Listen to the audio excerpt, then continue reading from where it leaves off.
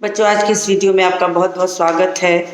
मैं बाल महाभारत की पुनरावृत्ति करा रही हूँ और पुनरावृत्ति में मैंने आपको मायावी सरोवर तक की कहानी समझाई थी। मायावी सरोवर की कहानी में जब पांडव अपने पांचों भाइयों के साथ यानी युधिष्ठिर अपने चारों भाइयों के साथ पांडव वन में भटक रहे थे, प्यास से व्याकुल थे, तो उन्हें समझ में नहीं आता कि कहाँ से पानी पिए। और एक ऊंची पहाड़ी पर चढ़कर जब देखते हैं तो कहीं उन्हें कुछ ऐसे पौधे दिखाई पड़ते हैं जो पौधे पानी के करीब होते हैं। इससे उन्होंने अनुमान लगाया कि ये यहाँ आसपास कहीं सरोवर है और वो पहुँच जाते हैं पानी की तलाश के लिए। तो युधिष्ठिर ने सबसे पहले नकुल को ये आदेश दिया कि तुम जाओ और जा करके पानी का पता लगाओ। और साथ ही साथ नकुल निकल पड़ते हैं, बहुत प्यासे रहते हैं वो भी, और सरोवर को तलाशते तलाशते वे पहुंच जाते हैं वहाँ जहाँ सरोवर रहता है। प्यास से व्याकुल हैं और जैसे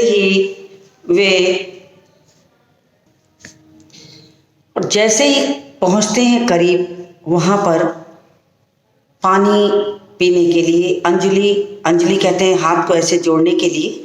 तो जैसे ही अंजलि जोड़ करके वे पानी में प्रवेश करते हैं कि उन्हें एक आवाज़ सुनाई पड़ती है। आवाज़ कैसी रहती है कि माद्री पुत्र नकुल, ठहरो, पहले मेरे प्रश्नों का उत्तर दो, फिर तुम जल ग्रहण कर सकते हो। ये कहकर उन्होंने नहीं माने। उन्हें लगा कि ये कौन हो सकता है कि जो हमें इस तरह रोके। तो उन्होंने ठान लिया कि वो जल ग्रहण करेंगे ही।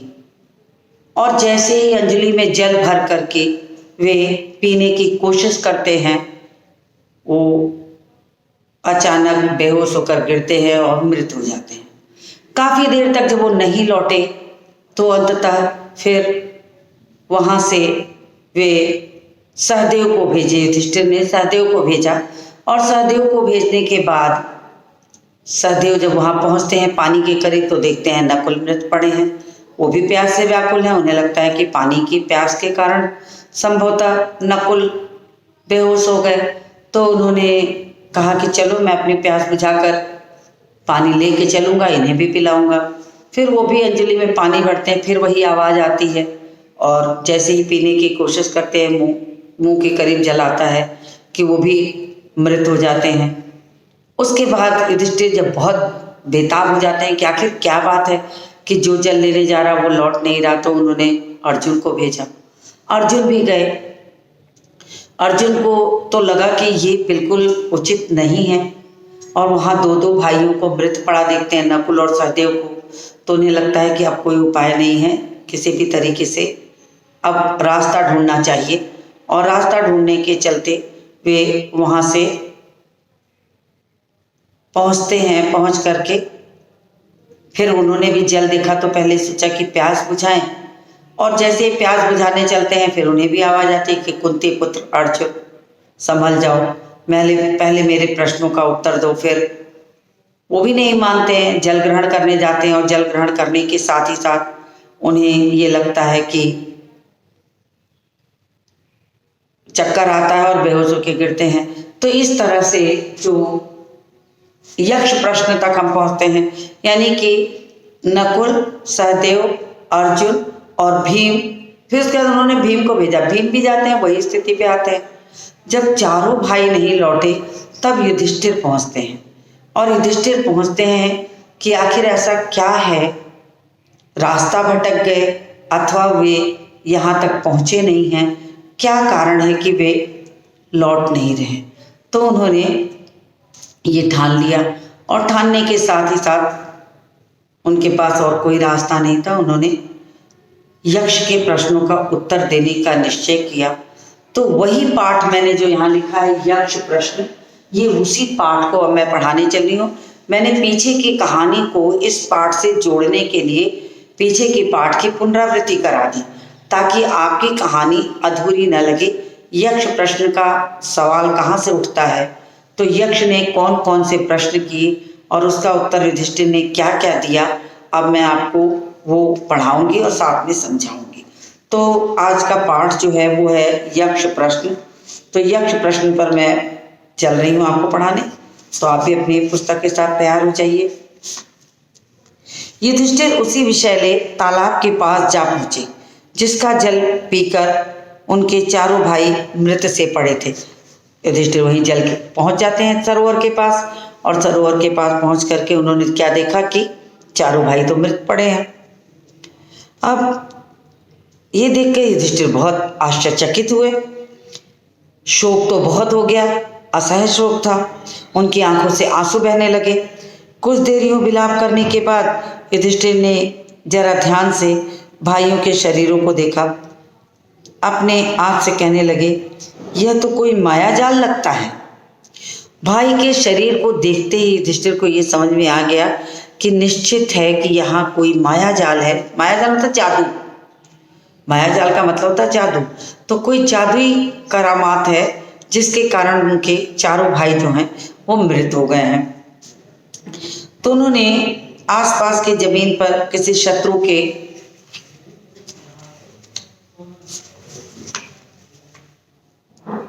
पांव के निशान भी नहीं देखे। तब उनके समझ में आता है यह भी लगता है कि दुर्योधन की चाल है। युधिष्ठिर को पूरी शंका दुर्योधन के ऊपर जाती है कि ये निश्चित है कि ये दुर्योधन की ही चाल है, दुर्योधन की वजह से ही ऐसा हुआ है। तो उनको ये समझ में नहीं आता कि हाँ, इस सरोवर में कोई यक्ष है। फिर अंत में उन्होंने एक षड्यंत्र समझा इसको कि चार भाइयों को मारने का एक षड्यंत्र है। ये पानी में लगता है विष मिला दिया गया था, कुछ तो है। सोचते सोचते युधिष्ठिर भी प्यास से बहुत व्याकुल हो गए और उनके मन में आया कि जो हुआ उसे रोका नहीं जा सकता, तो चलना चाहिए कि वे प्यास बुझा लें। इतने में ही फिर वही वाणी सुनाई पड़ी। युधिष्ठिर समझ गए कि ये बिल्कुल सच है कि कोई यक्ष बोल रहा है। आवाज सुनकर युधिष्ठिर समझ गए थे कि निश्चय ही ये कोई यक्ष बोल रहा है, यक्ष है। तो यक्ष की आवाज वही थी। उन्होंने बात मान ली, बोले ठीक है, आप प्रश्न करो। यक्ष ने जैसे ही कहा कि आप पानी तब तक नहीं पी सकते जब तक आप मेरे प्रश्नों का उत्तर न दें, तो उन्होंने कहा कि ठीक है, मैं पानी नहीं पीता हूं, आप मुझसे प्रश्न करिए, मैं प्रश्नों का उत्तर दूंगा पहले। तो यक्ष ने प्रश्न करना शुरू किया। मनुष्य का साथ कौन देता है? पहला उन्होंने देखिए कितने प्रश्न पूछे, उसके एक एक प्रश्नों के उत्तर सुनिए। मनुष्य का साथ कौन देता है? तो युधिष्ठिर ने कहा कि धैर्य ही मनुष्य का साथ देता है। तो प्रश्नों की तरह आप इसको नोट कर लीजिएगा कि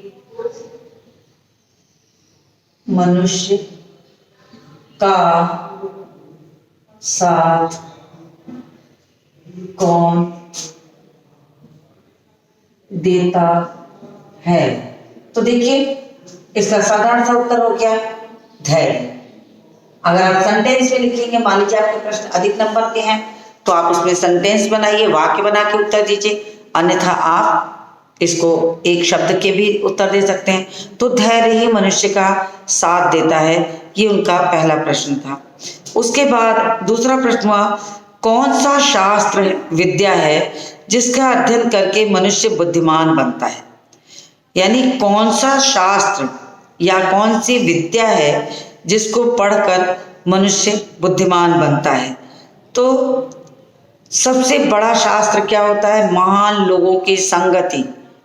सबसे बड़ा शास्त्र है महान लोगों की संगति से ही मनुष्य बुद्धिमान बनता है। तो दूसरे प्रश्न का उत्तर उन्होंने लिखा कि दूसरे प्रश्न का उत्तर था कि महान लोगों की संगति, महान लोगों की संगति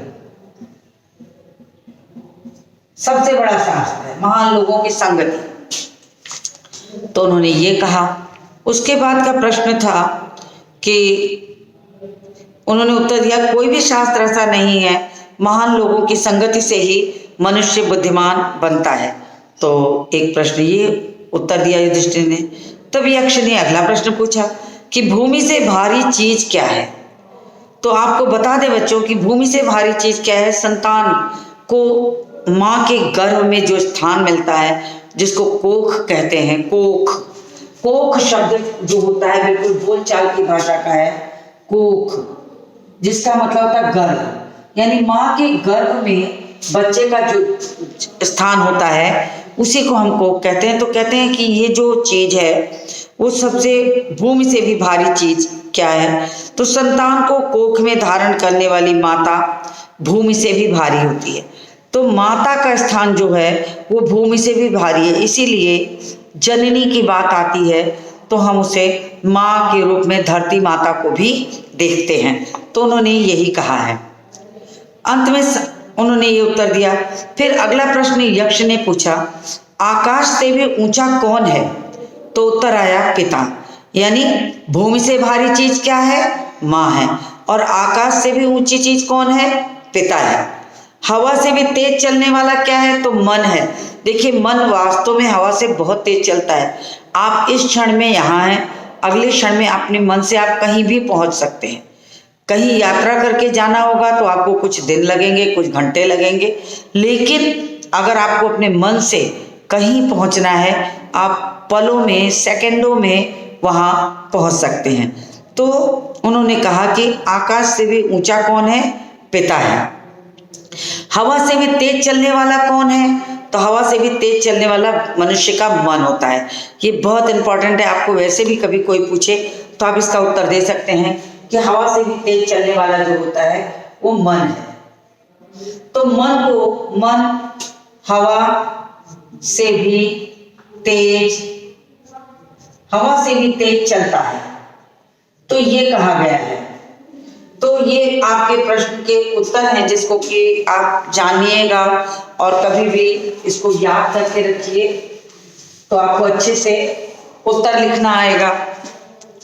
इसके बाद का अगला प्रश्न था, घास से भी तुच्छ कौन सी चीज होती है? घास से भी तुच्छ कौन सी चीज होती है? तो चिंता जो है घास से भी छोटा तिनके की तरह होती है। अगर मनुष्य को लग जाए तो उसका पूरा जीवन नष्ट कर देती है। घर में ही रहने वाले का साथी कौन होता है? तो ये प्रश्न यक्ष ने, अगला प्रश्न युधिष्ठिर से किया। युधिष्ठिर यक्ष के तमाम प्रश्नों के उत्तर ऐसे ही देते जा रहे थे और यक्ष बराबर प्रश्न करता जा रहा था। तो यक्ष ने अगला प्रश्न किया कि विदेश जाने वाले का साथी कौन है? तो विदेश जाने वाले का साथी विद्या है। जानते हैं क्यों? इसलिए कि विद्या एक ऐसा धन है जिससे जो मनुष्य धनी होता है उसके पास लक्ष्मी भी स्वतः आ जाती है। तो ये वहाँ कहा गया है कि विद्या धन के से जो व्यक्ति धनी होता है, लक्ष्मी उसके दरबार में स्वतः आ जाती हैं। तो विदेश जाने वाले का साथी कौन है? विद्या है। क्योंकि विदेश में अगर आपके पास विद्या है तो आपकी कदर, आपका सम्मान, आपका स्थान सब लोग करेंगे। तो यहाँ पर विद्या को ये कहा गया कि वो आपका साथी है। फिर है, घर में ही रहने वाले का कौन साथी होता है? तो मनुष्य का घर में रहने वाला जो साथी है वो सबसे बड़ी पत्नी जो होती है वो मित्र होती है। पत्नी जो होती है वो सबसे बड़ी मित्र होती है। तो उन्होंने कहा कि घर में रहने वाले का साथी पत्नी होती है, क्योंकि पत्नी से बड़ा फिर मित्र कोई नहीं होता। हर दुख, हर सुख, हर स्थान पर वो आपके साथ खड़ी रहेगी। मरणासन वृद्ध का मित्र कौन है? तो मरणासन व्यक्ति का मित्र होता है दान। क्योंकि इसीलिए आपने देखा होगा जब कोई मृत अवस्था में पहुंचता है और लोगों को ये लग जाता है कि अब ये शायद नहीं बचेगा, तो लोग गौदान जैसा महान दान करवा देते हैं, जिसको कि माना जाता है कि इह लोक से साथ साथ परलोक में भी वो आपके कार्य आता है। ऐसी लोगों की धारणा है, किसी ने देखा नहीं है मगर ये सोचा है कि हम परलोक में मृत्यु के बाद हमें वैतरणी नदी पार करनी होती है, जो कि गाय की पूंछ के सहारे पार होती है। अगर हमने इस मृत लोक में गाय का दान किया है तो ही हमें वो प्राप्त होगी, अन्यथा हमें नहीं प्राप्त होती। तो गोदान की जो प्रक्रिया है वो सबसे बड़ा दान होता है। तो मरणासन वृद्ध के लिए गोदान कर लेने से बड़ा कोई और दान नहीं हो सकता। फिर उन्होंने कहा कि दान, क्योंकि वही मृत्यु के बाद अकेले चलने वाले जीव के साथ साथ चलता है। बर्तनों में सबसे बड़ा कौन है? तो उन्होंने पूछा कि सबसे बड़ा बर्तन कौन है? तो सबसे बड़ा बर्तन तो ये स्वयं धरती है। बर्तनों में सबसे बड़ा कौन होता है? तो भूमि ही सबसे बड़ा बर्तन है, जिस पर इतना धन धान्य समाहित है, जिससे पूरा जीवन संभल कर चलता है, जिससे सारे विश्व के लोगों को खाने के लिए अनाज भोजन मिलता है। तो इससे बड़ा कोई और बर्तन नहीं है। भूमि से ही सबसे बड़ा बर्तन है जिसमें सब कुछ समा सकता है। सुख क्या है? अगला प्रश्न यक्ष का था कि सुख क्या है? तो उन्होंने कहा कि सुख वह चीज है जो शील और सच्चरित्रता पर स्थित है। यानी जो व्यक्ति संसार का शीलवान है, विनम्र है और जो सत चरित्र वाला है, अच्छे चरित्र वाला है, उससे बड़ा सुख संसार का कोई नहीं हो सकता। यानी जो व्यक्ति ऐसा है जिसके पास शीलता है और सुंदर चरित्र भी है, वो संसार का सबसे धनी और सबसे सुखी प्राणी होगा। फिर अगला प्रश्न यक्ष ने किया, किसके छूट जाने पर मनुष्य सर्व प्रिय बनता है? सर्व प्रिय बनता है यानी सभी का प्रिय। यक्ष ने युधिष्ठिर से कहा कि ऐसी कौन सी चीज मनुष्य के पास है कि अगर वो छूट जाए तो वो सभी का प्रिय हो जाएगा? तो युधिष्ठिर ने उत्तर दिया, अहंकार। अहंकार जो होता है उसके छूटते ही आप सभी के प्रिय हो जाएंगे, क्योंकि जब तक आपके पास अहंकार होगा, घमंड होगा, आप अपने घमंड में न तो आप बड़ों का सम्मान करेंगे और न तो आप छोटों का सम्मान करेंगे। ऐसी स्थिति में आपका अहंकार आपको झुकने नहीं देगा। ये यहाँ पर इन्होंने कहा है। तो यही बताया कि अहंकार भाव के छूट जाने पर मनुष्य जो होता है सबका प्रिय हो जाता है। कितना बड़ा पाप है ये कि अगर आपको अपना स्थान सबके प्रिय के रूप में बनाना है तो आपको अहंकार छोड़ना पड़ेगा। अहंकार के छूटते ही आप प्रिय होंगे, अन्यथा आपका अहंकार किसी के साथ मित्रता नहीं करने देगा। फिर अगला प्रश्न यक्ष ने किया, किस चीज के खो जाने से दुख नहीं होता? यानी कि तमाम ऐसी चीजें होती हैं दुनिया की कि जिसके खो जाने पर हमें कष्ट होता है, दुख होता है, लेकिन कौन सी ऐसी चीज है कि अगर खो जाए तो हमें दुख नहीं होता? तो वो मनुष्य का क्रोध है। मनुष्य का क्रोध अगर खो जाता है तो कभी भी उसे दुख नहीं होता, क्योंकि क्रोध अपने में बहुत बड़े नुकसान का कारण है। क्रोध ही मनुष्य का विवेक चला जाता है। अगर आप क्रोध करते हैं तो आपके सही गलत की पहचान खत्म हो जाती है। तो इन्होंने यक्ष ने जब प्रश्न किया कि किस चीज के खो जाने से मनुष्य को दुख नहीं होता, तो युधिष्ठिर ने उत्तर दिया कि क्रोध के खो जाने से मनुष्य को जरा भी दुख नहीं होता। फिर उन्होंने कहा कि किस चीज को गंवाकर मनुष्य धनी बनता है? यानी कि धनी बनने के लिए आपको कौन सी चीज गंवानी पड़ेगी? सबसे बड़ी बात कि आपको लालच हटाना पड़ेगा अपने मन से, क्योंकि लालची व्यक्ति जो होता है वो कभी भी धनी नहीं हो सकता। वो जब तक दूसरों की चीजों को देख देख के लालच समाया रहेगा तब तक वो एक के बाद एक उसे प्राप्त करने की कोशिश करेगा और अंततः वो कभी भी धनी नहीं हो पाएगा। तो लालच मनुष्य को धनी नहीं बनने देता। तो यक्ष के इस प्रश्न का उत्तर कि किस चीज को गंवाकर मनुष्य धनी बनता है, युधिष्ठिर ने कहा लालच को। लालच को गंवाकर मनुष्य धनी बन जाता है। फिर अगला प्रश्न यक्ष ने किया कि संसार में सबसे बड़े आश्चर्य की बात क्या है? यक्ष का अगला प्रश्न था कि संसार में सबसे बड़े आश्चर्य की क्या बात है? तो आप सबसे बड़े आश्चर्य की बात है कि हम मृत्यु पर विश्वास नहीं करते। हम हमेशा क्या करते हैं, नित्य प्रति हम ये बात देखते हैं कि रोज मनुष्य जन्म लेता है, रोज मरता है, मगर रोज जन्म लेने और मृत्यु के बाद भी हम ये अपने ऊपर विश्वास नहीं कर पाते कि वास्तव में मनुष्य का जन्म हुआ है तो वो मरेगा कि नहीं, और हम अपने कल की योजनाएं बनाते रहते हैं। तो ये आंखों से देखा वो कटु सत्य है जिसको हम निरंतर देखते हुए भी हम उस पर विश्वास नहीं करते कि हाँ सच में कभी ऐसा भी होगा कि हम नहीं रहेंगे। तो ये चीज इन्होंने कहा है। तो इन्होंने कहा कि हर रोज आंखों के सामने कितने ही प्राणियों को मृत्यु के मुंह में जाते देखकर बचे हुए प्राणी जो यह समझते हैं कि हम अमर हैं, यही महान आश्चर्य है कि हम रोजाना किसी न किसी को मरते देख रहे हैं, फिर भी हम ये मान के चलते हैं कि हमारी मृत्यु नहीं आएगी।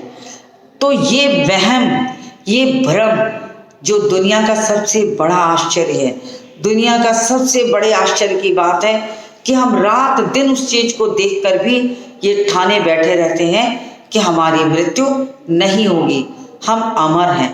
तो इससे बड़े आश्चर्य की बात कोई नहीं हो सकती। जिस दिन हम ये समझ जाएंगे तो हम मनुष्य से देव हो जाएंगे। तो हमारे मन में हमेशा ये रहता कि ये कभी नहीं होगा, हम हमेशा जीवित रहेंगे। इसी प्रकार यक्ष ने कई अन्य प्रश्न और भी किए युधिष्ठिर से, जिसके की उत्तर युधिष्ठिर ने ठीक ठीक दे दिए।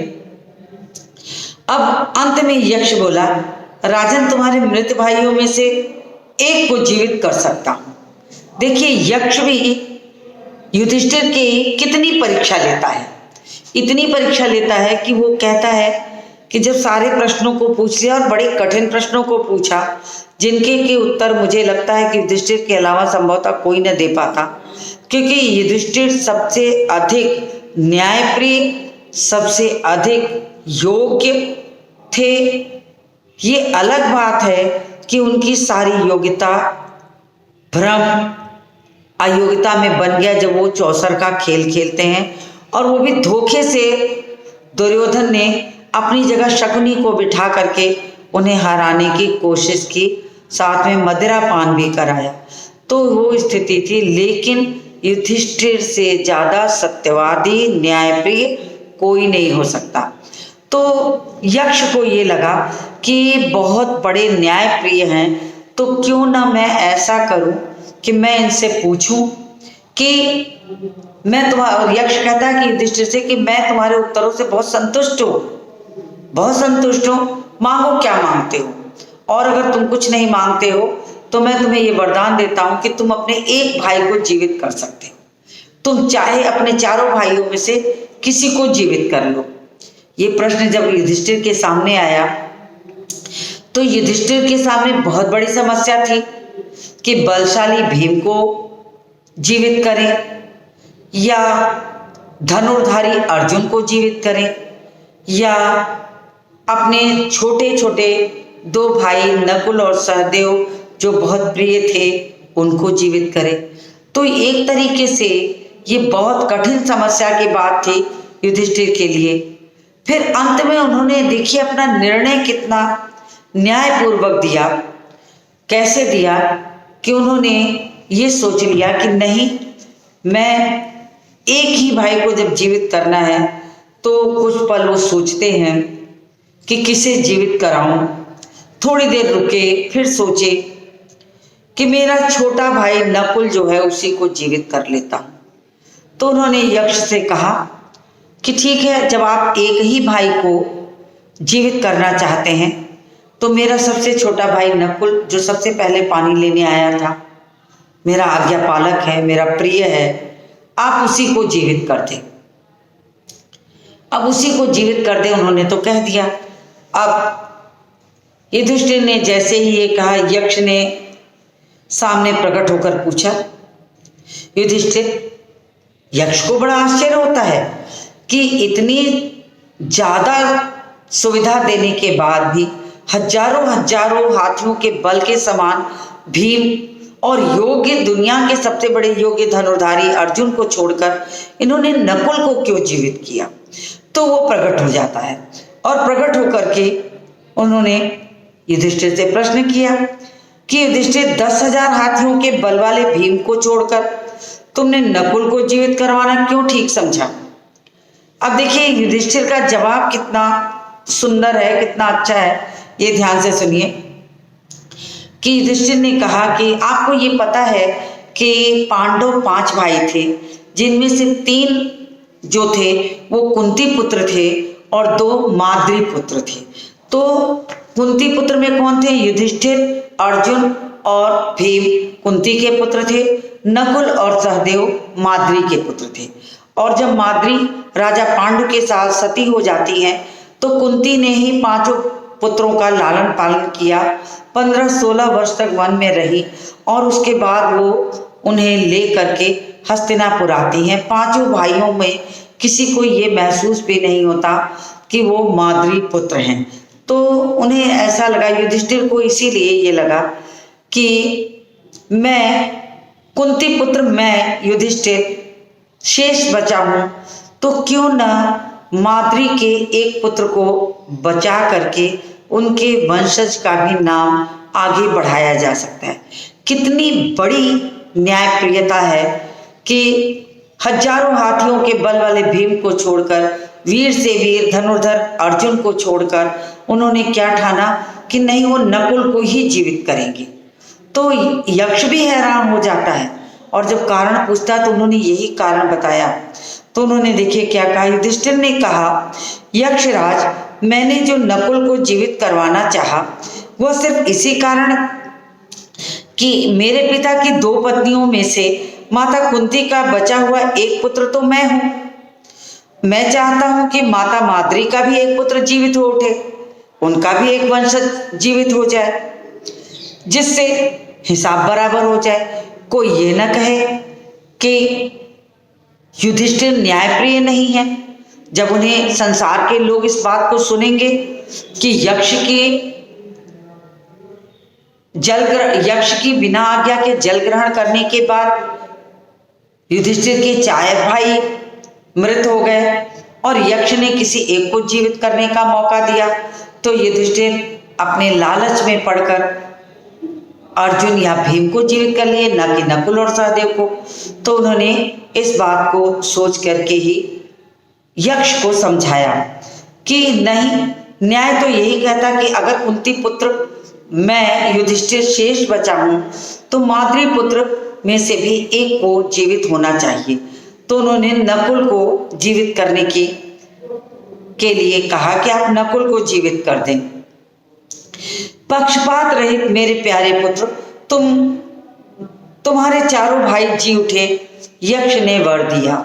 जब यक्ष ने ये देखा कि कितनी न्यायप्रियता युधिष्ठिर के अंदर है तो उन्होंने तुरंत कहा कि तुम पक्षपात रहित व्यवहार करते हो, जिससे कि मैंने तुम्हारी बात को सुना और मैंने तुम्हारी बात को समझा, तो मुझे ये लगा कि तुमसे ज़्यादा पक्षपात रहित कोई नहीं हो सकता। इसलिए मैं बहुत प्रसन्न हूँ तुम पर, और जाओ, मेरा वरदान है कि तुम्हारे इस भावना को देखकर मैं तुम्हारे सभी भाइयों को जीवित करता हूँ। और उसने ये कहा और साथ ही साथ अर्जुन, भीम, नकुल और सहदेव चारों को उन्होंने जीवित कर दिया, चारों को जीवित कर दिया। और इसके कारण चारों भाई उसके जीवित हो गए। यक्ष ने यही वर दिया तथा उन्होंने युधिष्ठिर के सद्गुणों से मुग्ध होकर उन्हें छाती से लगा लिया और आशीर्वाद देते हुए कहा कि 12 वर्ष के वनवास की अवधि पूरी होने के बाद थोड़े ही दिन बाकी रह गए हैं। 12 वर्ष जो तुम्हें अज्ञातवास करना है वह भी सफलता से पूरा हो जाएगा। तब यक्ष ने आशीर्वाद दिया कि जाओ, तुम्हारा तो अब 12 वर्ष पूरा होने वाला है और 1 वर्ष का अज्ञातवास भी तुम्हारा पूरा हो जाएगा। मैं तुम्हें ये आशीर्वाद देता हूँ। और ऐसा कहकर जाओ, तुम्हारे भाइयों को कोई पहचान नहीं सकेगा, तुम अपनी प्रतिज्ञा सफलतापूर्वक पूरी करोगे। और इतना कहकर धर्मदेव यक्ष जो रहते हैं वो अंतर्ध्यान हो जाते हैं। अंतर्ध्यान का मतलब होता है गायब हो जाते हैं वहां से। वनवास की कठिनाइयां पांडवों ने धीरज के साथ झेल ली थी, सारा समय उन्होंने व्यतीत कर लिया था। अर्जुन इंद्रदेव से दिव्यास्त्र प्राप्त करके वापस आ गए थे। इंद्रदेव से दिव्यास्त्र प्राप्त करने के लिए उन्होंने बहुत दिनों तक तपस्या की थी। भीमसेन ने भी सुगंधित फूलों वाले सरोवर के पास से हनुमान से भेंट कर ली थी और उनसे वरदान ले लिया था कि युद्ध के समय वो अर्जुन की पताका के ऊपर विराजमान रहेंगे, और हनुमान से भेंट कर ली थी और उनका आलिंगन प्राप्त करके 10 गुना अधिक शक्तिशाली हो गए थे। कितनी बड़ी बात कही गई है कि भीम और हनुमान, जो पाठ मैंने पीछे पढ़ाया था, वो भीम ने हनुमान का जब बल प्राप्त किया, हनुमान ने अपना परिचय दिया, तो उस परिचय के बाद उनको गले लगाया और उन्हें 10,000 हाथियों के उनका 100 गुना बल प्राप्त हो गया। फिर उसके बाद वो युधिष्ठिर की बात मानकर सब लोग नगर लौट आए। चारों ओर खबर उड़ गई, पांडव हम लोगों की आधी रात में सोया हुआ छोड़कर न जाने कहाँ चले गए। अब पांडव वन में एकांत स्थान पर बैठकर आगे के कार्यक्रम के बारे में सोचने लगे कि अब आगे हमें क्या करना है। तो अर्जुन से पूछा कि अर्जुन बताओ कि 13वां वर्ष किस देश में हम किस तरह बिताएं। तो उन्होंने, अब अज्ञातवास पाठ आएगा, तो उन्होंने अर्जुन से सलाह ली कि हम 13 वर्ष कहाँ बिताएं। अर्जुन ने कहा कि महाराज, इसमें संदेह नहीं कि हम 12 वर्ष बड़ी सुगमता से काट चुके हैं, और अब हमें कौरवों के देश आसपास पांचाल, मत्स्य, वैदेय, वाली, दशाणु, सूरसेन, मगध आदि कितने ही देश हैं, इसमें से आप जिसे पसंद करें वहीं जाकर रह जाएंगे। उन्होंने कहा कि इतने सारे देश हैं, हम लोग वहीं चल के रह लेते हैं। अंत में उनके दिमाग में आया कि विराट नगर बहुत सुंदर है, समृद्ध है, मेरी तो यही राय है कि हम आगे विराट नगर में बसें। युधिष्ठिर ने कहा कि मत्स्याधिपति राजा विराट बड़े शक्ति संपन्न हैं, दुर्योधन की बातों में वो आने वाले भी नहीं हैं, अतः हम लोगों को राजा विराट के यहाँ ही छिप कर रहना चाहिए। और अंत में सभी लोगों ने ये निश्चय किया कि राजा विराट के यहाँ हम अगर छिप के रहेंगे तो हमारा 1 वर्ष का अज्ञातवास आसानी से पूरा हो जाएगा। तो यक्ष प्रश्न पाठ यहाँ जाके समाप्त हुआ। तो इस पाठ को मैं यहाँ समाप्त करती हूँ। तो आज के इस वीडियो को यहीं समाप्त करती हूँ और मिलती हूँ आपसे अगले वीडियो में।